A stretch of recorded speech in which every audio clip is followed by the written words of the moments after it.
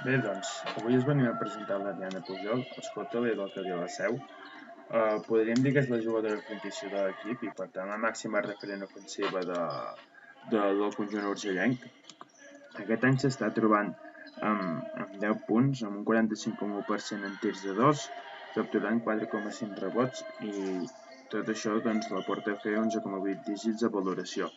Ha fet una clara millora en comparació a l'any passat, que estava en 5,8 punts, amb un 42,3% en tirs de 2, capturant pràcticament els mateixos rebots, però fent 2,2 dígits menys de valoració en comparació al que està fent aquest any.